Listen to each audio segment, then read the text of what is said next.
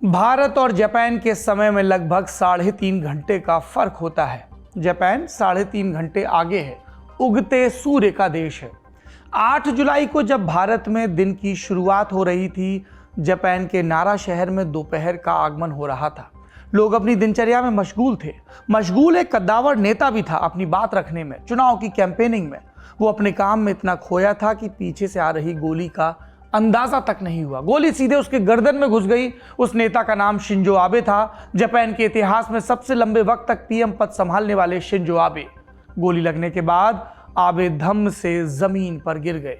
उन्हें हेलीकॉप्टर से अस्पताल ले जाया गया।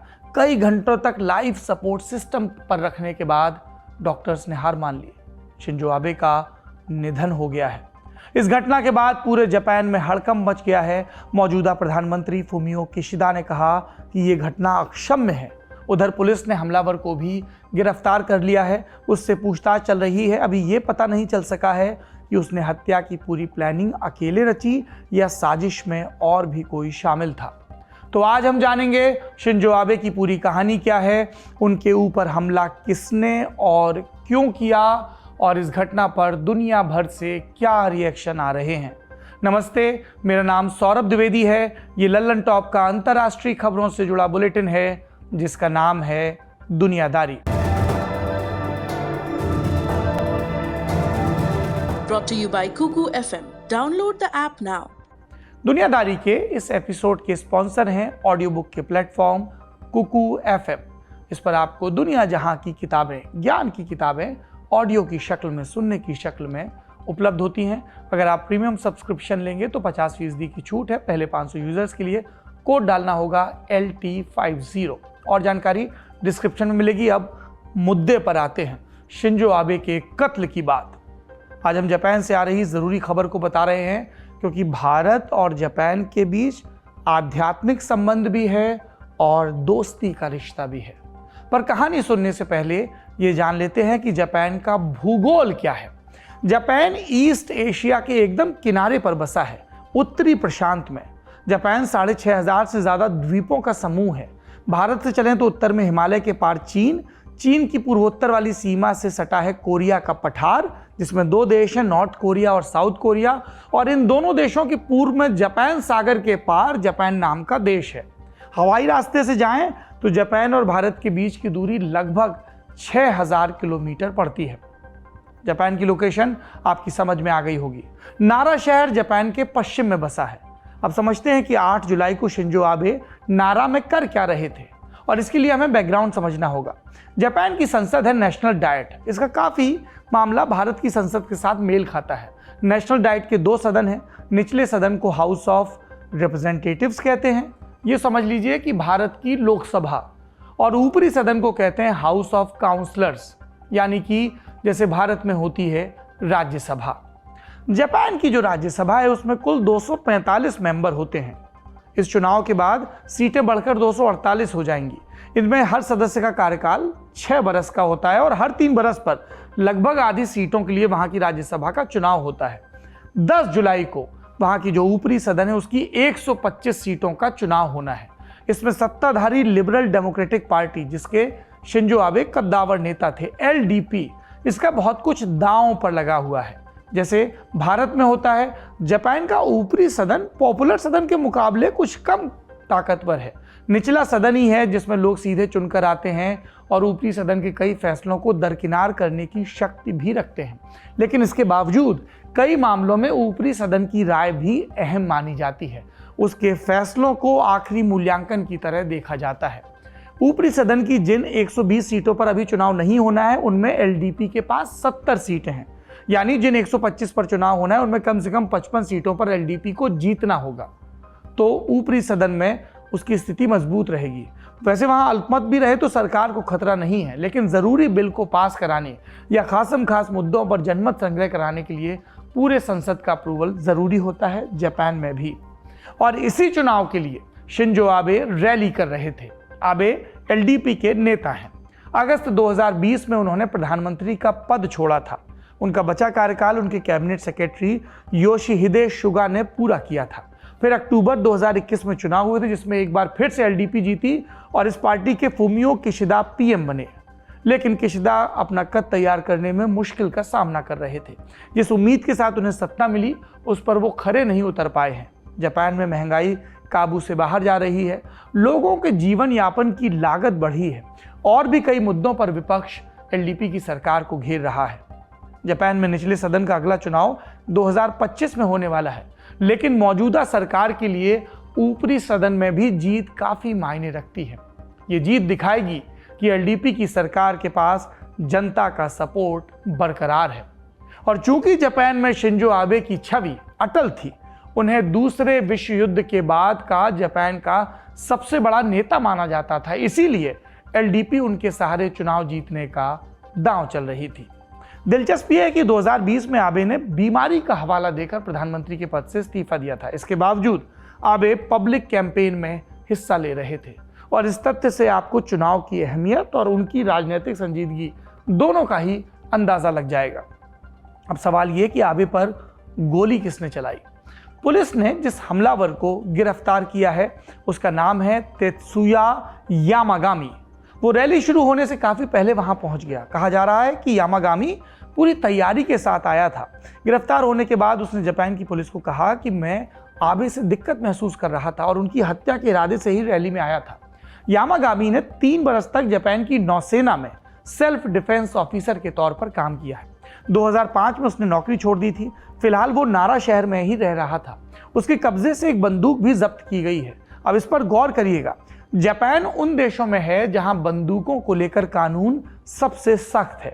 यहां आम नागरिकों को बंदूक रखने की इजाजत नहीं है। बंदूक की लाइसेंसिंग का प्रोसेस काफी लंबा है। इसके लिए लिखित परीक्षा पास करनी होती है, ट्रेनिंग लेनी होती है, मानसिक स्थिति की भी जांच करानी होती है, फिर होता है बैकग्राउंड चेक। जापान में हर साल बंदूकों से होने वाली मौतों की संख्या 10 से भी कम है, इसलिए इस घटना को अभूतपूर्व कहा जा रहा है। जब्त हुई बंदूक को देखकर लगता है कि वो घर में बनाई गई थी। इसे 2 पाइप्स को काले टेप से बांधकर बनाया गया हो जैसे। जापान टाइम्स की रिपोर्ट के मुताबिक पहली बार में खिलौने वाली बंदूक जैसी आवाज निकली। इसके बाद यामागामी एक कदम पीछे हटा, फिर उसने दोबारा निशाना लगाया। दूसरी बार में खूब सारा धुआं निकला, साथ में गोली भी। इस बार वाली गोली सीधे आबे की गर्दन में लगी। गोली लगते ही आबे नीचे गिर गए। उनके सीने में बाईं तरफ इंटरनल ब्लीडिंग शुरू हो गई। अस्पताल में उन्हें बचाने की पूरी कोशिश की गई, लेकिन देर हो चुकी थी। शाम होते होते उनके निधन की खबर आ गई। शिंजो आबे 67 बरस के थे। उनके जीवन की कहानी हम आपको बताएंगे, पर पहले ये जान लेते हैं कि उनकी हत्या के बाद जापान में हो क्या रहा है। प्रधानमंत्री फुमियो किशिदा ने कैबिनेट की इमरजेंसी बैठक बुलाई है। उन्होंने अपने मंत्रियों को फौरन टोक्यो लौटने के लिए कहा है।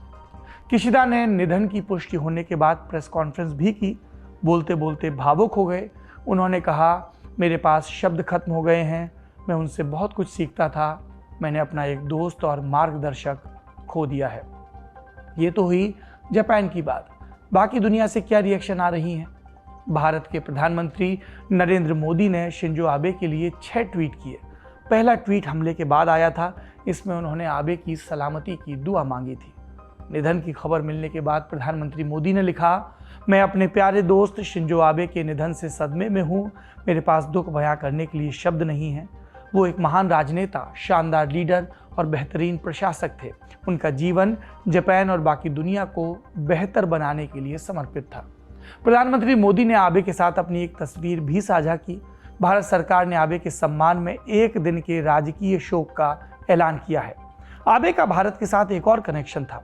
उन्हें जनवरी 2021 में भारत के दूसरे सबसे सर्वोच्च सम्मान पद्म विभूषण से सम्मानित किया गया था। प्रधानमंत्री मोदी के अलावा उपराष्ट्रपति वेंकैया नायडू, विदेश मंत्री एस जयशंकर, रक्षा मंत्री राजनाथ सिंह, सड़क परिवहन मंत्री नितिन गडकरी, कांग्रेस नेता राहुल गांधी और सोनिया गांधी समेत कई नेताओं ने शिंजो आबे के निधन पर शोक जताया है। इसके अलावा पाकिस्तान के राष्ट्रपति आरिफ अलवी और प्रधानमंत्री शहबाज शरीफ ने भी ट्वीट कर शिंजो आबे को श्रद्धांजलि दी। श्रीलंका के राष्ट्रपति गोतबाया राजपक्षे और प्रधानमंत्री रनिल विक्रमसिंघे ने भी इस हिंसा की निंदा की। यूके के प्रधानमंत्री बोरिस जॉनसन ने कहा कि इस दुख की घड़ी में उनका देश जापान के लोगों के साथ खड़ा है। साउथ कोरिया के राष्ट्रपति योन सुक योल ने कहा कि यह अपराध अक्षम्य है। जर्मनी के चांसलर ओलाफ शॉल्ज ने कहा कि इस मुश्किल समय में उनका देश जर्मनी जापान के साथ है। तुर्की के राष्ट्रपति रेसिप तैयप अर्दोआन ने कहा कि मैंने अपना एक दोस्त खो दिया है। रूस के राष्ट्रपति व्लादिमीर पुतिन ने आबे के घर वालों को फ़ोन किया और कहा कि आबे एक बेहतरीन राजनेता थे, उनके जाने की कभी भरपाई नहीं हो पाएगी।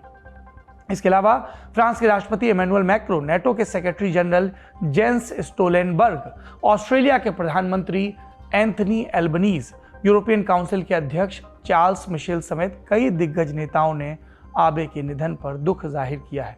अभी और भी नेताओं के दुनिया भर से बयान आ रहे हैं। अब शिंजो आबे की विरासत के बारे में जानकारी हासिल करते हैं। साल 1954 टोक्यो के पास शिंजुकू सिटी के एक रसूखदार परिवार में एक लड़का पैदा हुआ। नाम रखा गया शिंजो आबे।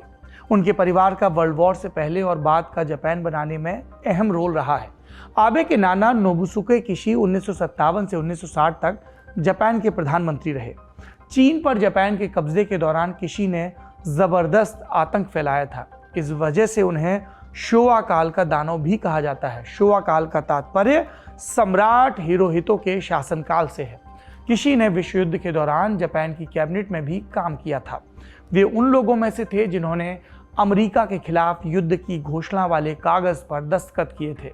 युद्ध खत्म होने के बाद किशी को 3 बरस तक जेल में रखा गया, लेकिन अमेरिका ने उनके ऊपर कोई मुकदमा नहीं चलाया। बाद में किशी ने एलडीपी की स्थापना का खाका तैयार किया। कालांतर में यह जापान की सबसे ताकतवर राजनीतिक पार्टी बनी। शिंजो आबे के नाना की बनाई पार्टी। तो एक तरफ नाना का रसूख, दूसरी तरफ उनके दादा जो 33 बरस तक सांसद रहे, यानी he used to come from a political family. इसके अलावा उनके पिता ने 1980 के दशक में जापान के विदेश मंत्री के तौर पर काम किया था। राजनीति की सीख उन्हें विरासत में मिली थी।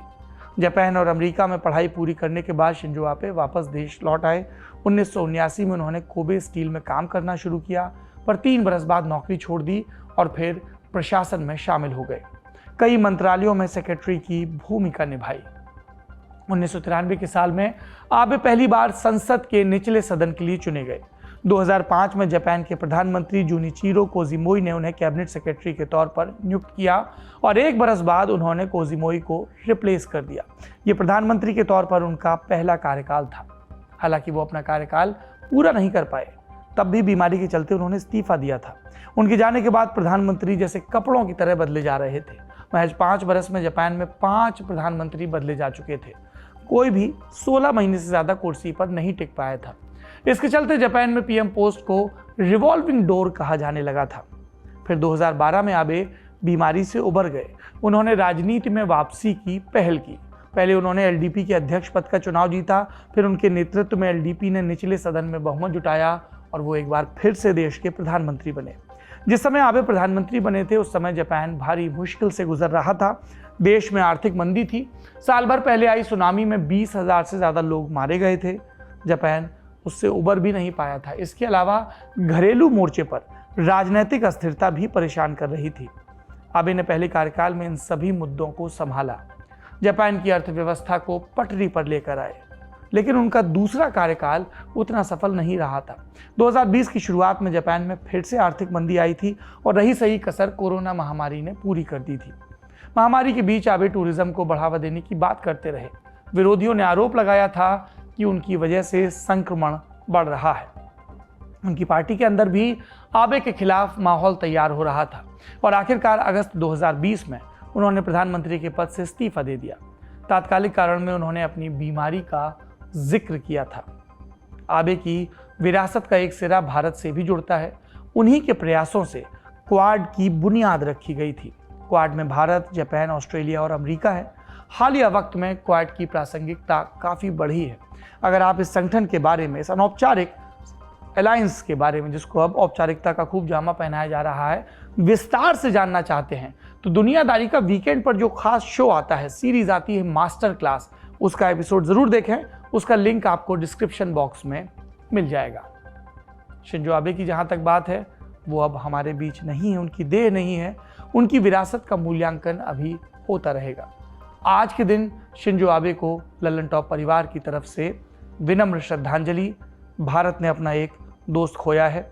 उम्मीद है कि उनके निधन से दुनिया भर के नेता सबक लेंगे, अपनी सुरक्षा को लेकर चाक चौबंद रहेंगे और उम्मीद ये भी है कि ये नेता ऐसी दुनिया तैयार करने पर जोर देंगे जहां बंदूकों के लिए जगह ना हो।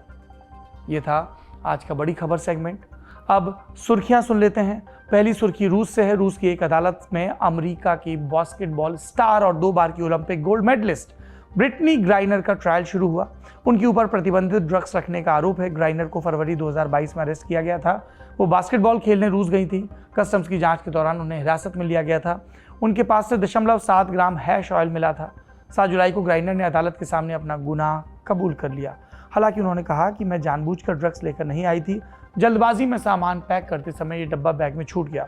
मेरा कानून तोड़ने का इरादा नहीं था। जानकारों की माने तो गुनाह कबूलने के बाद ग्राइनर के मुकदमे में तेजी आएगी। इस मामले में उन्हें 10 बरस तक की सजा हो सकती है। ये तो ही रूसी अदालत की बात। अमेरिका में क्या चल रहा है? ट्रायल शुरू होने से पहले ग्राइनर को एक चिट्ठी दी गई। अमेरिका के राष्ट्रपति जो बाइडेन की तरफ से चिट्ठी में कहा गया कि सरकार उनकी रिहाई की पूरी कोशिश कर रही है। कैसी कोशिश? चर्चा है कि अमेरिका ग्राइनर के बदले किसी रूसी कैदी को रिहा कर सकती है। इस अदला बदली में जिस शख्स का नाम सबसे ऊपर है उसे पश्चिमी जगत में मर्चेंट ऑफ डेथ यानी मौत का सौदागर कहा जाता है। उसका नाम है विक्टर बाउट। वो एक वक्त में दुनिया के सबसे बड़े आर्म्स डीलर में से एक था। उसने अपने करियर की शुरुआत सोवियत मिलिट्री के साथ की थी। विक्टर के बाद उसने सेना छोड़ी और सोवियत संघ के हथियारों का जो भंडार धूल खा रहा था, उसने इन हथियारों को पूरी दुनिया में बेचना शुरू किया।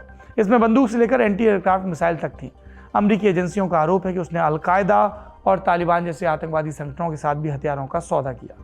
फिर 2008 का साल आया। अमेरिका के सीक्रेट एजेंट्स ने एक जाल बुना।